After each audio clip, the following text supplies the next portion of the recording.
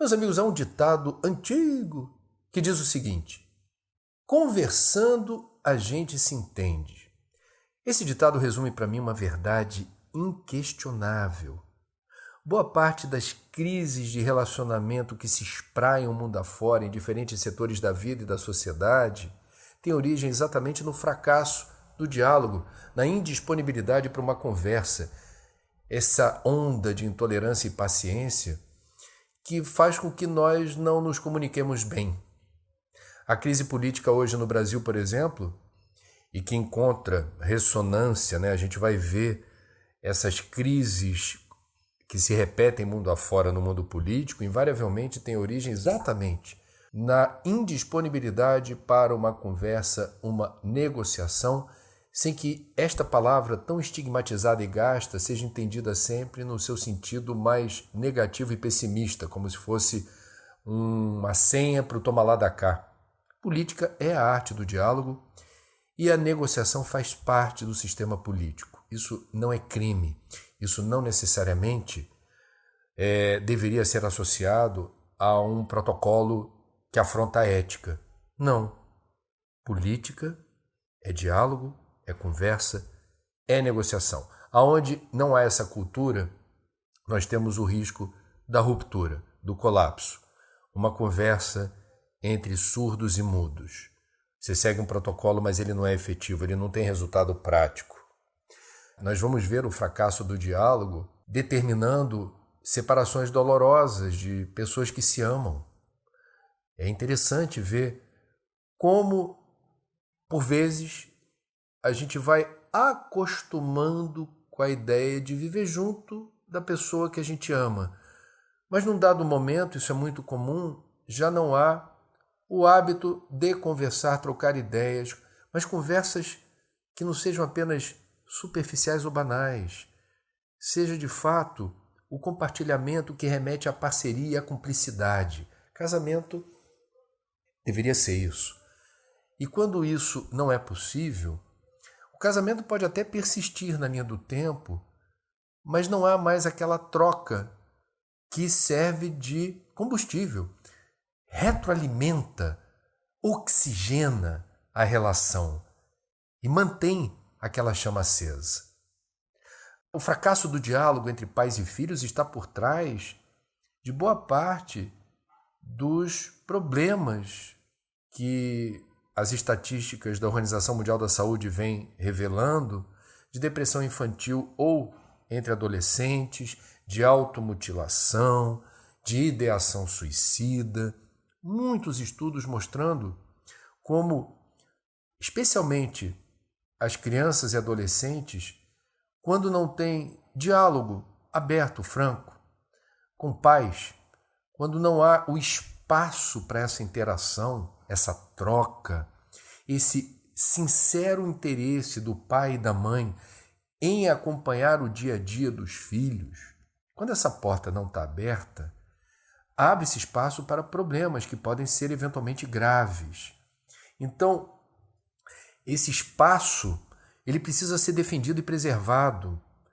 Temos aí o complicador dos smartphones, dos brinquedinhos eletrônicos, das comunicações virtuais, que vem roubando precioso tempo que poderia, por vezes, ser consagrado, não na sua totalidade, mas uma parte do tempo, para as trocas.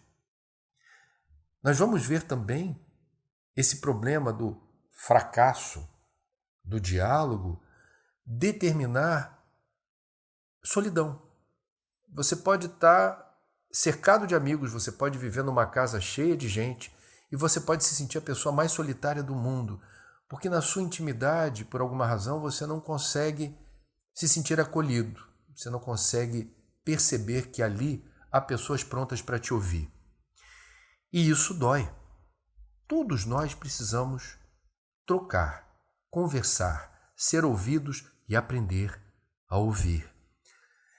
Eu fiz essa semana uma reportagem que me deixou muito impressionado de um novo sistema que vem ganhando escala no Brasil. Lá fora eles chamam de co-housing, mas eu não gosto de expressões em inglês, eu sou brasileiro, meu idioma é o português.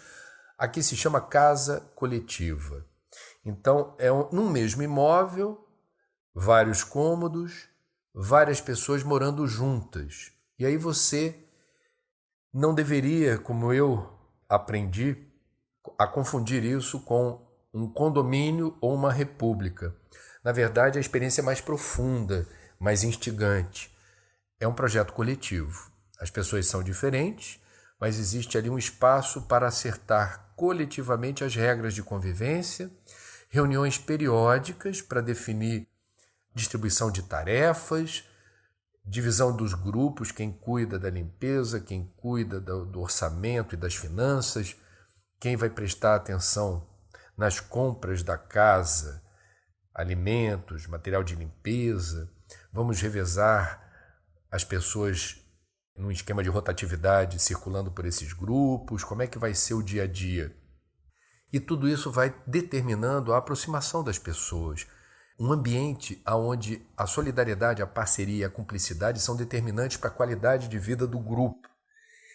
E eu entrevistei ao mesmo tempo 11 pessoas de uma mesma casa coletiva e fiquei muito impressionado com a verdade que elas estavam expressando para mim. Ninguém disse que é fácil, ninguém disse que não há problemas, mas todos manifestaram com o olhinho brilhando como era para elas muito importante estar tendo a oportunidade de experimentar isso.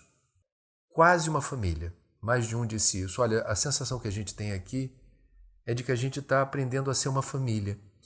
E uma família que está junta na alegria e na tristeza e que junto enfrenta os problemas.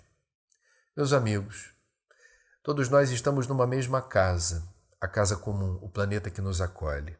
Que um dia a gente possa transformar a nossa convivência num exercício diário de tolerância, de paciência, visando o equilíbrio e a harmonia das relações, porque somos seres sociais e precisamos uns dos outros. Não é uma opção, não é uma alternativa, não é um capricho. O ser humano precisa dos outros. Todos nós precisamos muito de quem está por perto. Que isso seja prazeroso, seja saudável e determine alegria, bem-estar, felicidade. Sim, isso é possível. Até a próxima.